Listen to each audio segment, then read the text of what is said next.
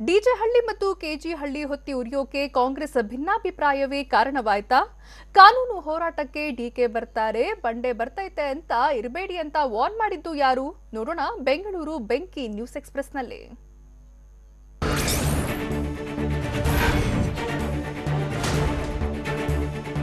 ಕೆಜಿಹಳ್ಳಿ ಮತ್ತು ಡಿಜೆಹಳ್ಳಿ ಗಲಾಟೆಯಲ್ಲಿ ಪೊಲೀಸ್ ಗುಂಡಿಗೆ ಸತ್ತವರು ಅಮಾಯಕರು ಅನ್ನೋದು ಕಾಂಗ್ರೆಸ್ನವರ ವಾದ. ಆದರೆ ರಾತ್ರಿ 12 ಗಂಟೆಗೆ ಯಾವ ಅಮಾಯಕರು ಹೊರಗೆ ಬರ್ತಾರೆ, ಇದಕ್ಕೆ ಕಾಂಗ್ರೆಸ್ನವರೇ ಸಾಕ್ಷಿ ಕೊಡಿ ಅಂತ ಕಂದಾಯ ಸಚಿವ ಆರ್ ಅಶೋಕ್ ಆಗ್ರಹಿಸಿದ್ದಾರೆ. ಎಸ್ಡಿಪಿಐ ಮತ್ತು ಕಾಂಗ್ರೆಸ್ನ ಸಂಘರ್ಷ ಇದು 10-15 ನಿಮಿಷ ಆಗಿದ್ರೆ ಇಡೀ ಅಖಂಡ ಕುಟುಂಬವೇ ಬೆಂದು ಹೋಗಬೇಕಿತ್ತು ಅಂತ ಅಶೋಕ್ ಕಿಡಿಕಾರಿದ್ರು.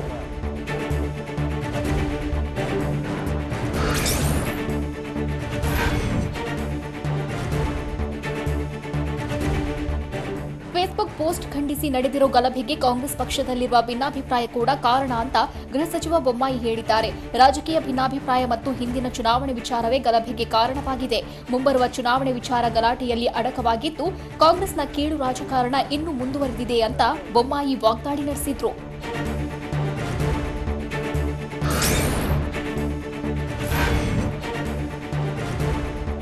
ಕಾನೂನು ಮೀರಿದ್ರೆ ಬೆಂಬಲಕ್ಕೆ ಯಾರಾದ್ರೂ ಬರ್ತಾರೆ ಅಂದ್ಕೊಳ್ಬೇಡಿ, ಡಿಕೆ ಬರ್ತೈತೆ, ಬಂಡೆ ಬರ್ತೈತೆ ಅಂತ ಯಾರು ತಿಳಿಯಬೇಡಿ ಅಂತ ಕಂದಾಯ ಸಚಿವ ಆರ್ ಅಶೋಕ್ ಹೇಳಿದ್ರು.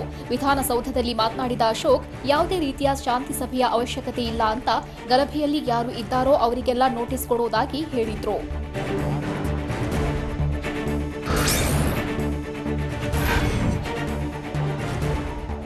ಬೆಂಗಳೂರಿಗೆ ಬೆಂಕಿ ಹತ್ತಿಸಿದ ದುಷ್ಕರ್ಮಿಗಳಲ್ಲಿ ಕೆಲವರಿಗೆ ಪೊಲೀಸರು ಬಲೆ ಬೀಸಿದ್ದಾರೆ. ಮುನ್ನೆಚ್ಚರಿಕೆಯಿಂದಾಗಿ 145 ಜನರಿಗೆ ಕೊರೋನಾ ಟೆಸ್ಟ್ ಮಾಡಲಾಗಿದ್ದು, ಈ ಪೈಕಿ 3 ಕೊರೋನಾ ಸೋಂಕು ಕಾಣಿಸಿಕೊಂಡಿದೆ. ಸೋಂಕಿತರನ್ನು ಕೋವಿಡ್ ಕೇರ್ ಸೆಂಟರ್ಗೆ ದಾಖಲು ಮಾಡಲಾಗಿದೆ. ದಾಳಿ ಕೇಸ್ನಲ್ಲಿ ಈವರೆಗೂ ಸುಮಾರು 200ಕ್ಕೂ ಹೆಚ್ಚು ಆರೋಪಿಗಳನ್ನು ಬಂಧಿಸಲಾಗಿದೆ.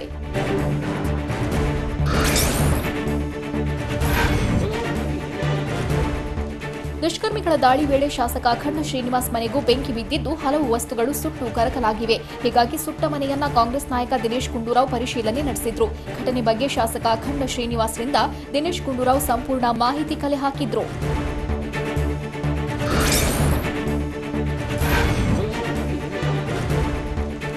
ಕೆಜಿಹಳ್ಳಿ ಮತ್ತು ಡಿಜೆಹಳ್ಳಿ ಸ್ಟೇಷನ್ ವ್ಯಾಪ್ತಿಯಲ್ಲಿ ನಡೆದ ಗಲಭೆ ವೇಳೆ ಶಾಸಕ ಅಖಂಡ ಶ್ರೀನಿವಾಸ್ ಮೂರ್ತಿ ಮನೆಗೂ ಬೆಂಕಿ ಹಚ್ಚಲಾಗಿತ್ತು. ಈ ವೇಳೆ ಸುಮಾರು 3 ಕೋಟಿಗೂ ಅಧಿಕ ಮೌಲ್ಯದ ಆಸ್ತಿಪಾಸ್ತಿ ನಷ್ಟವಾಗಿದೆ ಅಂತ ಶಾಸಕ ಅಖಂಡ ಹೇಳಿದ್ದಾರೆ.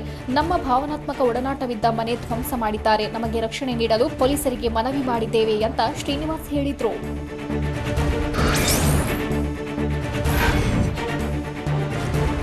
ಕೆಜಿಹಳ್ಳಿ ಮತ್ತು ಡಿಜೆಹಳ್ಳಿ ಸ್ಟೇಷನ್ ವ್ಯಾಪ್ತಿಯಲ್ಲಿ ಗಲಾಟೆ ಕೇಸ್ನಲ್ಲಿ ಎಸ್ಡಿಪಿಐ ಪಾತ್ರ ಇರುವ ಬಗ್ಗೆ ಶಂಕೆ ವ್ಯಕ್ತವಾಗಿದೆ. ಹೀಗಾಗಿ ಎಸ್ಡಿಪಿಐ ಬ್ಯಾನ್ ಮಾಡುವ ಸಂಬಂಧ ಒಂದು ಹೆಜ್ಜೆ ಇಟ್ಟಿದ್ದೇವೆ ಅಂತ ಕಂದಾಯ ಸಚಿವ ಆರ್ ಅಶೋಕ್ ಹೇಳಿದ್ದಾರೆ. ರಾಜ್ಯ ದೇಶಕ್ಕೆ ಎಸ್ಡಿಪಿಐನಿಂದ ಒಳ್ಳೆಯದಾಗುವುದಿಲ್ಲ, ಹೀಗಾಗಿ ಬ್ಯಾನ್ ಮಾಡುವ ಸಂಬಂಧ ಪ್ರತಿಕ್ರಿಯೆ ನಡೆಯುತ್ತಿದೆ ಅಂತ ಅಶೋಕ್ ಹೇಳಿದ್ರು.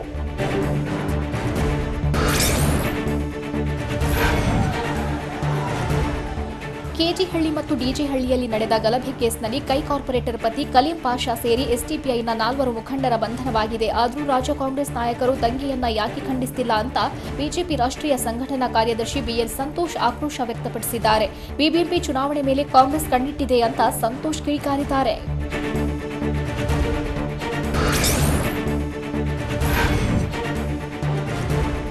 ಫೇಸ್ಬುಕ್ ಪೋಸ್ಟ್ಗೆ ಖಂಡನೆ ವ್ಯಕ್ತಪಡಿಸಿ ಡಿಜೆಹಳ್ಳಿ ಪೊಲೀಸ್ ಸ್ಟೇಷನ್ಗೆ ನುಗ್ಗಿದ ಕಿಡಿಗೇಡಿಗಳು ಬೆಂಕಿ ಹಚ್ಚಿದ್ರು. ಹೀಗಾಗಿ ಕಳೆದ 2 ತಿಂಗಳಿನಿಂದ ತನಿಖಾ ದೃಷ್ಟಿಯಿಂದ ಸ್ಟೇಷನ್ ಶುಚಿಗೊಳಿಸಿರಲಿಲ್ಲ. ಸ್ಟೇಷನ್ ಮುಂಭಾಗ ಹೂವಿನ ಪಾಟ್ಗಳನ್ನು ಒಡೆದು ಸ್ಟೇಷನ್ ಕಿಟಕಿ ಗಾಜ್ಗಳನ್ನು ಪುಡಿಗೊಳಿಸಿ ವೆಹಿಕಲ್ಸ್ಗಳನ್ನು ಸುಟ್ಟಿದ್ರು. ನಿನ್ನೆ ಎಫ್ಎಸ್ಎಲ್ ತಂಡ ಬಂದು ಪರಿಶೀಲನೆ ನಡೆಸಿ ಸಾಕ್ಷ್ಯಾಧಾರ ಕಲೆ ಹಾಕಿದ್ರು. ಹೀಗಾಗಿ ಇಂದು ಸ್ಟೇಷನ್ ಶುಚಿ ಕಾರ್ಯ ನಡೆಯಿತು.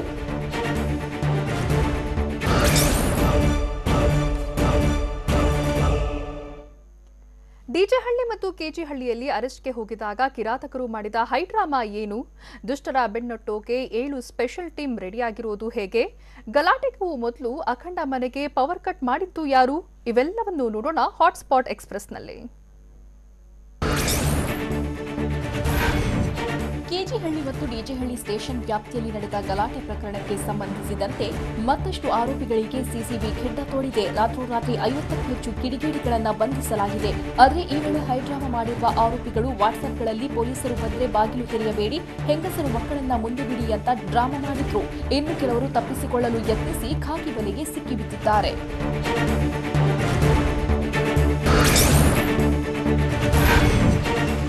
ಕೆಜಿಹಳ್ಳಿ ಕೇಜಿಹಳ್ಳಿ ಮತ್ತು ಡಿಜೆಹಳ್ಳಿಯಲ್ಲಿ ನಡೆದ ಗಲಭೆಯಿಂದಾಗಿ ಇಡೀ ಬೆಂಗಳೂರೇ ಹೊತ್ತಿ ಉರಿದಿತ್ತು. ಆಕ್ರೋಶದ ಜ್ವಾಲೆ ಹೆಚ್ಚಾಗ್ತಿದ್ದಂತೆ ಕಿಡಿಗೇಡಿಗಳ ಬಂಧನಕ್ಕೆ 7 ವಿಶೇಷ ತಂಡಗಳನ್ನು ರಚಿಸಲಾಗಿದೆ. ಸಿಸಿಬಿ ಸೇರಿದಂತೆ ನಗರದ ಹಲವು ವಿಭಾಗಗಳ ಪೊಲೀಸರು ಆರೋಪಿಗಳ ಸೆರೆಗೆ ಬಲೆ ಬೀಸಿದ್ದಾರೆ.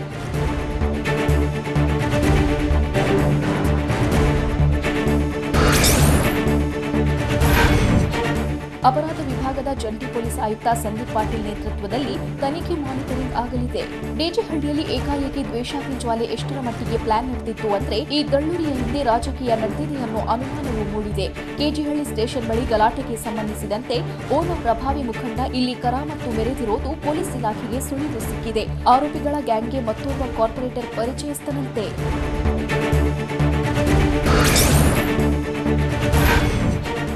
ಶಾಸಕ ಅಖಂಡ ಶ್ರೀನಿವಾಸ್ ಮೂರ್ತಿ ಮನೆಗೆ ಬೆಂಕಿ ಹಚ್ಚುವ ವೇಳೆ ಕಿರಾತಕರು ತಮ್ಮ ಕೈಚಳಕ ತೋರಿರೋದು ಬಯಲಾಗಿದೆ.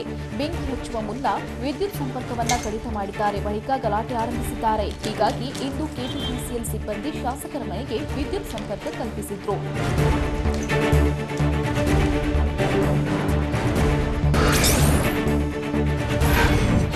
ಕೆಜಿಹಳ್ಳಿ ಮತ್ತು ಡಿಜೆಹಳ್ಳಿ ಸ್ಟೇಷನ್ ವ್ಯಾಪ್ತಿಯಲ್ಲಿ ನಡೆದ ಗಲಭೆಗೆ ಪ್ರಮುಖ ಕಾರಣವಾಗಿದ್ದೇ ಆರೋಪಿ ನವೀನ್. ಶಾಸಕ ಅಖಂಡರ ಸೋದರಳಿಯ ನವೀನ್ ಫೇಸ್ಬುಕ್ನಲ್ಲಿ ಮಾಡಿದ್ದ ಅವಹೇಳನಕಾರಿ ಪೋಸ್ಟ್ನಿಂದಾಗಿ ದ್ವೇಷದ ಕಿಚ್ಚು ಹಬ್ಬಿತ್ತು.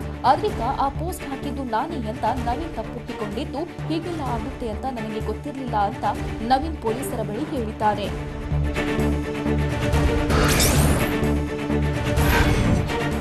ಕೆಜಿಹಳ್ಳಿ ಮತ್ತು ಡಿಜೆಹಳ್ಳಿಗೆ ಕೊಳ್ಳಿ ಇಟ್ಟಿದ್ದ ಕೇಸ್ಗೆ ಸಂಬಂಧಿಸಿದಂತೆ ಮತ್ತೆ ಸುಮಾರು 50ಕ್ಕೂ ಹೆಚ್ಚು ಜನರನ್ನ ಪೊಲೀಸರು ಬಂಧಿಸಿದ್ದಾರೆ. ರಾತ್ರಿ 12 ಗಂಟೆಯಿಂದ ಬೆಳಗ್ಗೆ 4 ಗಂಟೆವರೆಗೂ ನಡೆದ ಕಾರ್ಯಾಚರಣೆಯಲ್ಲಿ 100ಕ್ಕೂ ಹೆಚ್ಚು ಸಿಸಿಬಿ ತಂಡದಿಂದ ಆರೋಪಿಗಳನ್ನ ಬಂಧಿಸಲಾಗಿದೆ. ಗಲಾಟೆ ವಿಡಿಯೋಗಳನ್ನು ಪರಿಶೀಲಿಸಿ ಆರೋಪಿಗಳನ್ನ ಬಂಧಿಸಲಾಗಿದೆ. ಗಲಭೆ ಕೇಸ್ನಲ್ಲಿ ಅಂಧರಾಗಿರೋ ಆರೋಪಿಗಳ ಪೈಕಿ 80 ಆರೋಪಿಗಳಿಗೆ 15 ದಿನ ನ್ಯಾಯಾಂಗ ಬಂಧನಕ್ಕೆ ಒಪ್ಪಿಸಲಾಗಿದೆ. ಕೆಲ ಆರೋಪಿಗಳನ್ನು ರಾತ್ರಿ ಬಳ್ಳಾರಿ ಜೈಲಿಗೆ ಪೊಲೀಸರು ಶಿಫ್ಟ್ ಮಾಡಿದ್ದಾರೆ. ಬಂಧಿತರನ್ನ ನಿನ್ನೆ ವಿಡಿಯೋ ಕಾನ್ಫರೆನ್ಸ್ ಮೂಲಕ ಕೋರ್ಟ್ಗೆ ಹಾಜರುಪಡಿಸಲಾಗಿತ್ತು. ಆರೋಪಿಗಳು ಬೆಂಗಳೂರಿನಲ್ಲಿದ್ದರೆ ಗಲಾಟೆಯಾಗುವ ಸಾಧ್ಯತೆ ಇದೆ ಎಂದು ಬಳ್ಳಾರಿಗೆ ಶಿಫ್ಟ್ ಮಾಡಲಾಗಿದೆ.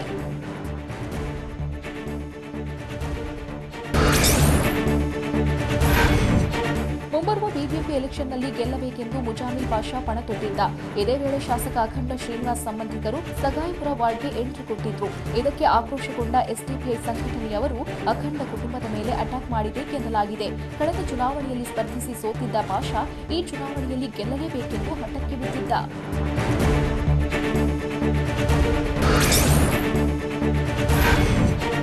ಶಾಸಕ ಅಖಂಡ ಶ್ರೀನಿವಾಸ್ ಮೂರ್ತಿ ಮನೆಗೆ ಬೆಂಕಿ ಬಿದ್ದು ಮನೆಯಲ್ಲಿದ್ದ ವಸ್ತುಗಳೆಲ್ಲವೂ ಸುಟ್ಟು ಭಸ್ಮವಾಗಿವೆ. ಒಡವೆ ವಸ್ತುಗಳೆಲ್ಲವೂ ಬೆಂಕಿಗೆ ಆಹುತಿಯಾಗಿವೆ. ಹೀಗಾಗಿ ಈ ಬಗ್ಗೆ ಪೊಲೀಸ್ ಸ್ಟೇಷನ್ಗೆ ಶಾಸಕ ಅಖಂಡ ಶ್ರೀನಿವಾಸ್ ಮೂರ್ತಿ ಪೊಲೀಸರಿಗೆ ದೂರು ನೀಡಿದ್ದಾರೆ. ಡಿಜೆಹಳ್ಳಿ ಠಾಣೆಗೆ ತೆರಳಿ ಆಸ್ತಿ ಹಾನಿ ಕೊಲೆಯತ್ನ ಆರೋಪದಡಿ ದೂರು ನೀಡಿದ್ದಾರೆ.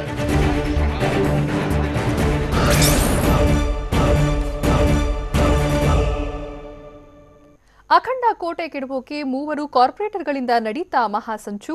ರಾಜಕೀಯ ಪಾರುಪತ್ಯ ಸಾಧಿಸೋಕೆ ಮುಂದಾದ್ರ ಜಮೀರ್ ಖಾನ್. ಬೆಂಕಿ ಹಚ್ಚೋಕೆ ಪ್ರಚೋದನೆ ಕೊಟ್ಟ ಕೈ ನಾಯಕ ಯಾರು? ಇಂಥ ಮತ್ತಷ್ಟು ಸುದ್ದಿಯನ್ನ ನೋಡೋಣ ಬೆಂಗಳೂರು ನ್ಯೂಸ್ ಎಕ್ಸ್‌ಪ್ರೆಸ್‌ನಲ್ಲಿ. ಅಖಂಡ ಶ್ರೀನಿವಾಸ್ ಕುಟುಂಬದ ಮೇಲೆ ನಡೆದ ದಾಳಿ ದಿನಕ್ಕೊಂದು ಟ್ವಿಸ್ಟ್ ಪಡೆದುಕೊಳ್ಳುತ್ತಿದೆ. ಶಾಸಕ ಅಖಂಡ ಶ್ರೀನಿವಾಸ್ ಪ್ರಭಾವಕ್ಕೆ ಕುತ್ತು ತರುವ ಸಲುವಾಗಿ ಕಾಂಗ್ರೆಸ್ನ 3 ಕಾರ್ಪೊರೇಟರ್ಗಳು ಸಂಚು ರೂಪಿಸಿರೋ ಅನುಮಾನ ವ್ಯಕ್ತವಾಗಿದೆ. ಆದರೆ ಈ ಅನುಮಾನ ವ್ಯಕ್ತವಾಗ್ತಿದ್ದಂತೆ ನಮಗೂ ಗಲಾಟೆಗೂ ಯಾವುದೇ ಸಂಬಂಧವಿಲ್ಲ ಅಂತ 3 ಕಾರ್ಪೊರೇಟರ್ಗಳು ಸ್ಪಷ್ಟನೆ ಕೊಡಲು ಆರಂಭಿಸಿದ್ದಾರೆ. ಕೆಜಿಹಳ್ಳಿ ಮತ್ತು ಡಿಜೆಹಳ್ಳಿಯಲ್ಲಿ ದಾಳಿ ನಡೆದ ಬೆನ್ನಲ್ಲೇ ಇದರ ಹಿಂದೆ ರಾಜಕೀಯ ಇರುವುದು ಬಯಲಾಗಿದೆ. ಹೀಗಾಗಿ ದಿನಕ್ಕೊಂದು ತಿರುವು ಪಡೆದುಕೊಳ್ಳುತ್ತಿದ್ದು, ಮುನೇಶ್ವರ ನಗರ ವಾರ್ಡ್ನ ಕಾರ್ಪೊರೇಟರ್ ಸೈಯದ್ ಸಾಜೀದಾ ಪತಿ ಇದರಲ್ಲಿ ನಮ್ಮ ಪಾತ್ರವಿಲ್ಲ ಅಂತಿದ್ದಾರೆ. ನಾವು ನಿನ್ನೆ ಶಾಸಕರ ಜೊತೆಗಿದ್ವಿ, ಈ ಗಲಾಟೆಗೂ ನಮಗೂ ಸಂಬಂಧವಿಲ್ಲ, ತನಿಖೆ ಆಗಿ ಯಾರು ಮಾಡಿದ್ದಾರೋ ಅವರಿಗೆ ಶಿಕ್ಷೆ ಆಗಲಿ ಅಂತಿದ್ದಾರೆ.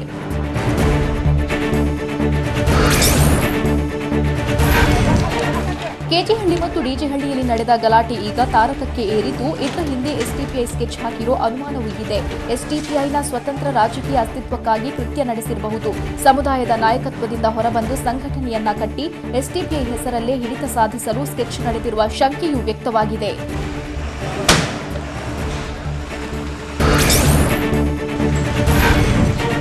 ಡಿಜೆಹಳ್ಳಿ ಮತ್ತು ಕೆಜಿಹಳ್ಳಿಯಲ್ಲಿ ಗಲಾಟೆ ನಡೆದ ಬಳಿಕ ಇಡೀ ಏರಿಯಾಗಳು ಬೂದಿ ಮುಚ್ಚಿದ ಕೆಂಡದಂತಿವೆ. ಹೀಗಾಗಿ ಒಂದೆಡೆ ತನಿಖೆ ಚುರುಕುಗೊಳ್ಳುತ್ತಿದ್ದಂತೆಯೇ ಗಲಾಟೆಯಾದ ಏರಿಯಾಗಳಲ್ಲಿ ಪೊಲೀಸ್ ಭದ್ರತೆ ಹೆಚ್ಚಿಸಲಾಗಿದೆ. ಕಾವಲ್ ಭೈರಸಂದ್ರ, ಡಿಜೆಹಳ್ಳಿ, ಕೆಜಿಹಳ್ಳಿ ರಸ್ತೆಗಳಲ್ಲಿ ಖಾಕಿ ಬಿಗಿ ಭದ್ರತೆ ವಹಿಸಲಾಗಿದೆ. 3 ಪ್ರಮುಖ ಜಂಕ್ಷನ್ಗಳಲ್ಲಿ ಹೆಚ್ಚುವರಿ ಸಂಚಾರಿ ಪೊಲೀಸ್ ನಿಯೋಜನೆ ಮಾಡಲಾಗಿದೆ.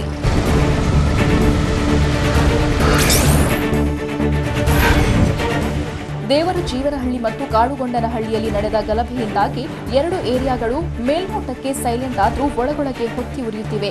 ಹೀಗಾಗಿ ಕಂಪ್ಲೀಟ್ ಕರ್ಫ್ಯೂ ಜಾರಿ ಮಾಡಲಾಗಿದೆ. ರಸ್ತೆಗಳನ್ನು ಸಂಪೂರ್ಣವಾಗಿ ಖಾಕಿ ಪಡೆ ಬಂದ್ ಮಾಡಿದ್ದು, ಕಾವಲ್ ಬೈರಸಂದ್ರದಿಂದ ಟ್ಯಾನಿ ರೋಡ್ಗೆ ಸಾಗುವ ಮಾರ್ಗವನ್ನು ಕಂಪ್ಲೀಟ್ ಸ್ಥಗಿತಗೊಳಿಸಿದ್ದು, ಯಾರೂ ಕೂಡ ಮನೆಯಿಂದ ಹೊರಬರುವಂತಿಲ್ಲ.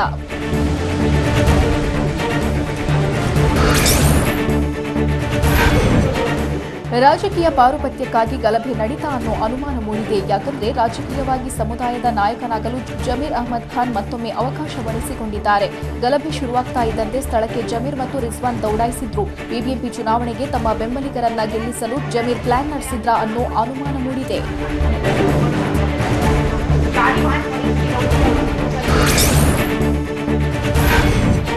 ಪೊಲೀಸ್ ಸ್ಟೇಷನ್ಗಳಿಗೆ ಬೆಂಕಿ ಹಚ್ಚಲು ಕಾಂಗ್ರೆಸ್ ಮುಖಂಡನೋರ್ವ ಪ್ರಚೋದನೆ ಕೊಟ್ಟಿರೋ ಶಂಕೆ ವ್ಯಕ್ತವಾಗಿದೆ. ಕಾಂಗ್ರೆಸ್ ಪಕ್ಷದಲ್ಲಿ ಸಕ್ರಿಯನಾಗಿದ್ದ ಆರೋಪಿ ಫೈರೋಜ್ ಪಾಷಾನಿಂದ ಕೃತ್ಯ ಎಸಗಿದ್ದು, ಮನೆಯಲ್ಲಿ ಕುಳಿತುಕೊಂಡು ವಾಟ್ಸ್ಆಪ್ ಮೂಲಕ ಗಲಭೆಗೆ ರೂಪುರೇಷೆ ಸಿದ್ಧಪಡಿಸಿದ್ದ ಎನ್ನಲಾಗಿದೆ. ಗಲಭೆಯಲ್ಲಿ ನೇರವಾಗಿ ಭಾಗಿಯಾಗಿದ್ದರೂ ಷಡ್ಯಂತ್ರ ರೂಪಿಸುವಲ್ಲಿ ಪ್ರಮುಖ ಪಾತ್ರ ವಹಿಸಿದ್ದಾನೆ.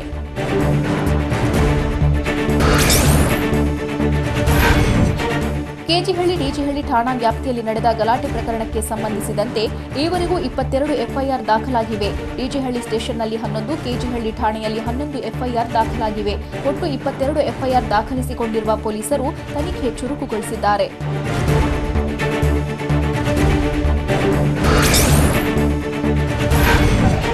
ಕೆಜಿಹಳ್ಳಿ, ಡಿಜಿಹಳ್ಳಿ ಗಲಭೆಗೆ ಸಂಬಂಧಿಸಿದಂತೆ ಪೊಲೀಸರು ಕಾರ್ಯಾಚರಣೆ ಮುಂದುವರೆಸಿದ್ದಾರೆ. ಸೋಷಿಯಲ್ ಮೀಡಿಯಾ ಮೂಲಕ ಗಲಭೆಗೆ ಕಾರಣರಾದವರ ಬಂಧನಕ್ಕೆ ಪೊಲೀಸರು ಮುಂದಾಗಿದ್ದು, ಸಾಮಾಜಿಕ ಜಾಲತಾಣದಲ್ಲಿ ಪರಿಶೀಲನೆ ನಡೆಸುತ್ತಿದ್ದಾರೆ. ಹಲವರ ಖಾತೆಗಳನ್ನು ಪೊಲೀಸರು ಪರಿಶೀಲನೆ ಮಾಡುತ್ತಿದ್ದಾರೆ. ಪರಿಶೀಲನೆ ವೇಳೆ ಮುದಾಸಿರ್ ಅಹ್ಮದ್ ಎಂಬಾತನ ಖಾತೆಯನ್ನ ಪತ್ತೆ ಮಾಡಲಾಗಿದೆ.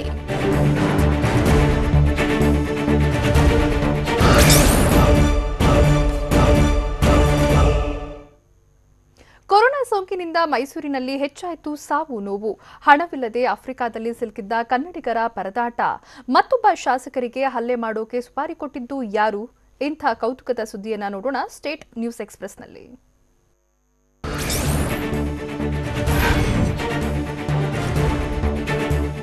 ಮೈಸೂರು ಜಿಲ್ಲೆಯಲ್ಲಿ ಕೊರೋನಾ ಸೋಂಕು ಅಬ್ಬರಿಸುತ್ತಲೇ ಇದ್ದು, ವೈರಸ್ನಿಂದಾಗಿ ನರಳಿ ಸಾವನ್ನಪ್ಪುವವರ ಸಂಖ್ಯೆ ಹೆಚ್ಚಾಗ್ತಿದೆ. ಸಾವಿನ ಸಂಖ್ಯೆ ಹೆಚ್ಚಾಗಲು ಕೋವಿಡ್ ಆಸ್ಪತ್ರೆ ಸಿಬ್ಬಂದಿಯೇ ಕಾರಣ ಎನ್ನಲಾಗ್ತಿದೆ. ಮೆಟಗಳ್ಳಿ ಆಸ್ಪತ್ರೆಯಲ್ಲಿರುವ ಸೋಂಕಿತರಿಗೆ ಸಿಬ್ಬಂದಿಯೇ ಕಿರುಕುಳ ನೀಡುತ್ತಿದ್ದು, ಸೋಂಕಿತನನ್ನ ಬೆಡ್ಗೆ ಕಟ್ಟಿ ಹಾಕಿ ಚಿತ್ರಹಿಂಸೆ ಕೊಟ್ಟಿದ್ದಾರೆ ಅಂತ ಆರೋಪಿಸಲಾಗಿದೆ.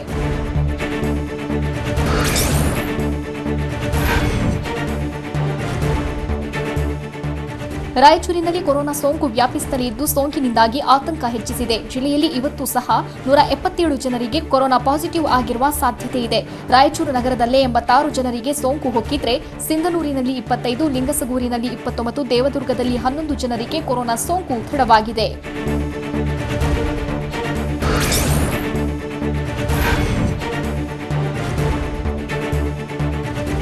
ಹಾವೇರಿ ಜಿಲ್ಲೆಯಲ್ಲಿ ಕೊರೋನಾ ಸೋಂಕು ಮತ್ತೆ ಅಟ್ಟಹಾಸ ಮೆರೆಯುತ್ತಿದ್ದು, ಇಂದು 152 ಜನರಿಗೆ ವೈರಸ್ ಅಟ್ಯಾಕ್ ಆಗಿರುವ ಸಾಧ್ಯತೆ ಇದೆ.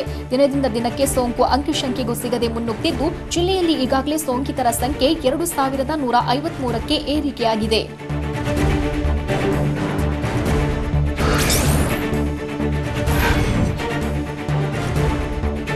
ಕೊರೋನಾ ಹಾಟ್ಸ್ಪಾಟ್ ಕಲಬುರಗಿ ಜಿಲ್ಲೆಯಲ್ಲಿ ದಿನೇ ದಿನೇ ಕೊರೋನಾ ಸೋಂಕಿನ ಅಟ್ಟಹಾಸ ಹೆಚ್ಚುತ್ತಲೇ ಇದೆ. ಜಿಲ್ಲೆಯಲ್ಲಿಂದು 100ಕ್ಕೂ ಹೆಚ್ಚು ಜನರಿಗೆ ಸೋಂಕು ತಗುಲಿರೋ ಶಂಕೆ ಇದೆ. ಈಗಾಗಲೇ ಕಲಬುರಗಿಯಲ್ಲಿ 8,000ಕ್ಕೂ ಹೆಚ್ಚು ಜನರಿಗೆ ಸೋಂಕು ತಗುಲಿದೆ. ಇಂದು ಮತ್ತೆ 100ಕ್ಕೂ ಹೆಚ್ಚು ಜನರಿಗೆ ಸೋಂಕು ಪತ್ತೆಯಾಗಿರೋ ಸಾಧ್ಯತೆ ಇದ್ದು, ಟೆನ್ಷನ್ ಹೆಚ್ಚಿಸಿದೆ.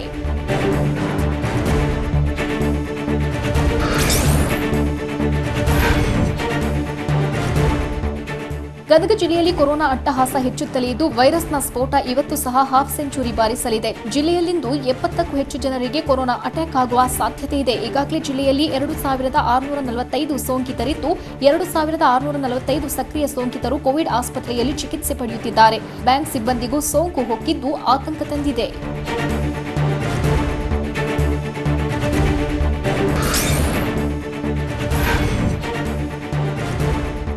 ಕೊರೋನಾ ಲಾಕ್ಡೌನ್ನಿಂದಾಗಿ ಹಣವಿಲ್ಲದೆ ಸ್ವದೇಶಕ್ಕೆ ಬರಲು ಸಾಧ್ಯವಾಗದೆ ದಾವಣಗೆರೆ ಜಿಲ್ಲೆ ಜನ ಕಂಗಾಲಾಗಿದ್ದಾರೆ. ಪೂರ್ವ ಆಫ್ರಿಕಾದ ಮಡಗಾಸ್ಕರ್ನಲ್ಲಿ ದಾವಣಗೆರೆ ಜಿಲ್ಲೆಯ ಚನ್ನಗಿರಿ ತಾಲೂಕಿನ ಗೋಪನಾಳ್ ಗ್ರಾಮದ 17 ಜನರಿದ್ದು ಕಳೆದ 4 ತಿಂಗಳಿನಿಂದ ಅಲ್ಲೇ ಲಾಕ್ ಆಗಿದ್ದಾರೆ. ದಾವಣಗೆರೆ ಸಂಸದ ಜಿಎಂ ಸಿದ್ದೇಶ್ವರ್ಗೆ ಮನವಿ ಮಾಡಿದ್ದು ಪೂರ್ವ ಆಫ್ರಿಕಾದಲ್ಲಿನ ಭಾರತೀಯ ರಾಯಭಾರ ಕಚೇರಿ ವಿಮಾನ ವ್ಯವಸ್ಥೆ ಮಾಡಿದೆ.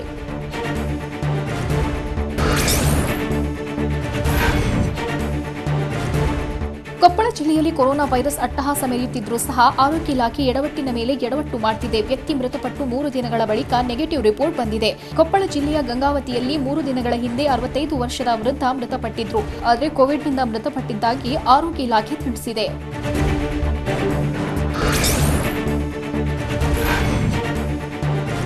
ಶಾಸಕ ಅಖಂಡ ಶ್ರೀನಿವಾಸ್ ಮೂರ್ತಿ ನಂತರ ಮತ್ತೊಬ್ಬ ಶಾಸಕನಿಗೆ ಬೆದರಿಕೆ ಹಾಕಲಾಗಿದೆ. ನನ್ನ ಮೇಲೆ ಹಲ್ಲೆ ಮಾಡುವುದಕ್ಕೆ ಸುಪಾರಿ ನೀಡಲಾಗಿದೆ ಅಂತ ಹುಣಸೂರು ಶಾಸಕ ಎಚ್ಪಿ ಮಂಜುನಾಥ್ ಆರೋಪಿಸಿದ್ದಾರೆ. ವಿಧಾನ ಪರಿಷತ್ ಸದಸ್ಯ ಎಚ್ ವಿಶ್ವನಾಥ್ ಪುತ್ರ ಅಮಿತ್ ವಿರುದ್ಧ ಆರೋಪ ಮಾಡಿದ್ದು ಜಮೀನು ವಿಚಾರವಾಗಿ ಗಲಾಟೆ ವೇಳೆ ಇಬ್ಬರು ವ್ಯಕ್ತಿಗಳ ನಡುವೆ ಮಾತುಕತೆ ನಡೆದಿದೆ. ಈ ಬಗ್ಗೆ ದೂರು ನೀಡಿರುವುದಾಗಿ ಶಾಸಕ ಮಂಜುನಾಥ್ ಹೇಳಿದ್ದಾರೆ.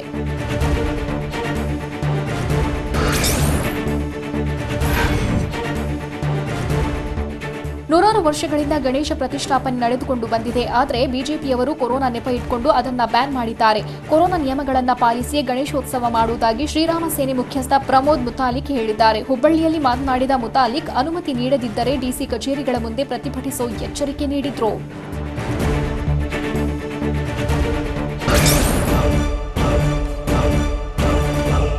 ಸ್ವಾತಂತ್ರ್ಯ ದಿನಾಚರಣೆಗೂ ಮುನ್ನ ಸ್ಫೋಟಕ್ಕೆ ನಡೆದಿತ್ತು ಮಹಾ ಸಂಚು. ರಸ್ತೆಯೇ ಈಜುಕೊಳ ಆಗಿದ್ದು ಎಲ್ಲಿ? ಪ್ರಶಾಂತ್ ಭೂಷಣ್ ತಪ್ಪಿತಸ್ಥ ಅಂತ ಸುಪ್ರೀಂ ಕೋರ್ಟ್ ಹೇಳಿದ್ದು ಯಾಕೆ? ಇವೆಲ್ಲವನ್ನು ನೋಡೋಣ ನ್ಯಾಷನಲ್ ನ್ಯೂಸ್ ಎಕ್ಸ್‌ಪ್ರೆಸ್‌ನಲ್ಲಿ.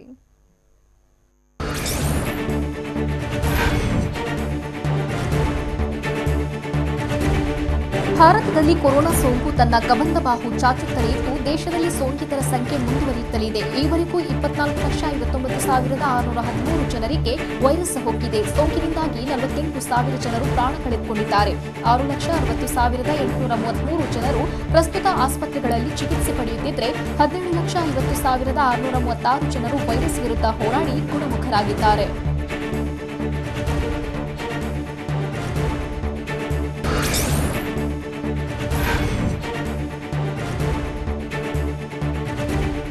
ಭಾರತದ ಪಾಲಿಗೆ ಕೊರೋನಾ ವೈರಸ್ ಯಮಪಾಶವಾಗಿ ಪರಿಣಮಿಸಿದೆ. ದೇಶದಲ್ಲಿ ಕೇವಲ 24 ಗಂಟೆಗಳ ಅವಧಿಯಲ್ಲಿ 64,553 ಜನರಿಗೆ ವೈರಸ್ ಅಟ್ಯಾಕ್ ಆಗಿದ್ರೆ 1,007 ಜನರು ಸೋಂಕಿನಿಂದ ಪ್ರಾಣ ಕಳೆದುಕೊಂಡಿದ್ದಾರೆ. ದಾಖಲೆ ಪ್ರಮಾಣದಲ್ಲಿ ಸೋಂಕಿತರು ಪತ್ತೆಯಾಗಿದ್ದು ಒಂದ್ ಕಡೆಯಾದರೆ ಸಾವಿನ ಸಂಖ್ಯೆ 1000 ದಾಟಿದ್ದು ಆತಂಕ ತಂದೊಡ್ಡಿದೆ.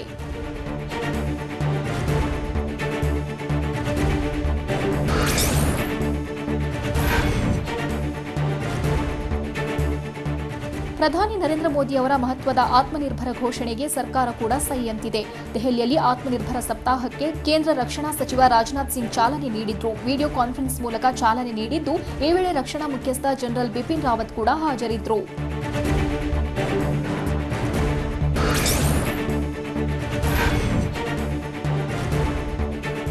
ಭಾರತದ ಮಾಜಿ ರಾಷ್ಟ್ರಪತಿ ಪ್ರಣಬ್ ಮುಖರ್ಜಿ ಸ್ಥಿತಿ ತೀರಾ ಗಂಭೀರವಾಗಿದೆ. ದೆಹಲಿಯ R&R ಆಸ್ಪತ್ರೆಯಲ್ಲಿ ಚಿಕಿತ್ಸೆ ಪಡೆಯುತ್ತಿದ್ದಾರೆ. ಮೊನ್ನೆಯಷ್ಟೇ ಪ್ರಣಬ್ಗೆ ಕೊರೋನಾ ಪಾಸಿಟಿವ್ ಬಂದಿತ್ತು. ಬಳಿಕ ಬ್ರೈನ್ ಸರ್ಜರಿಯನ್ನು ಮಾಡಲಾಗಿತ್ತು. ಹೀಗಾಗಿ ಸದ್ಯ ವೆಂಟಿಲೇಟರ್ ಸಹಾಯದಿಂದ ಪ್ರಣಬ್ ಮುಖರ್ಜಿ ಐಸಿಯುನಲ್ಲಿ ಚಿಕಿತ್ಸೆ ಪಡೆಯುತ್ತಿದ್ದಾರೆ.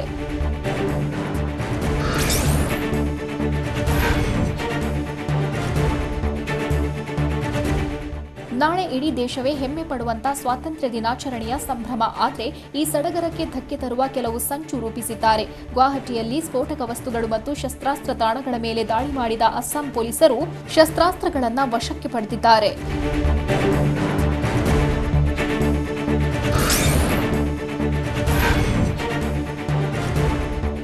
ನ್ಯಾಯಾಂಗ ನಿಂದನೆ ಕೇಸ್ನಲ್ಲಿ ಪ್ರಶಾಂತ್ ಭೂಷಣ್ ತಪ್ಪಿತಸ್ಥ ಅಂತ ಸುಪ್ರೀಂ ಕೋರ್ಟ್ ತೀರ್ಪು ನೀಡಿದೆ. ಸಿಜೆ ಎಸ್ಎ ಬೋಬ್ಡೆ ಐಷಾರಾಮಿ ಬೈಕ್ ಮೇಲೆ ಕುಳಿತಿದ್ದ ಫೋಟೋ ಬಗ್ಗೆ ಪ್ರಶಾಂತ್ ಭೂಷಣ್ ಕಮೆಂಟ್ ಮಾಡಿದ್ರು. ಈ ಸಂಬಂಧ ಸ್ವಪ್ರೇರಣೆಯಿಂದ ನ್ಯಾಯಾಂಗ ನಿಂದನೆ ಕೇಸ್ ದಾಖಲಿಸಿಕೊಂಡಿತ್ತು. ವಿಚಾರಣೆ ನಡೆಸಿದ ಜಸ್ಟಿಸ್ ಅರುಣ್ ಮಿಶ್ರಾ ಪೀಠ ಶಿಕ್ಷೆಯ ಬಗ್ಗೆ ಆಗಸ್ಟ್ 20ರಂದು ವಿಚಾರಣೆ ನಡೆಸಲಿದೆ. ಇದು ಇವತ್ತಿನ ನ್ಯೂಸ್ ಎಕ್ಸ್‌ಪ್ರೆಸ್ at 6.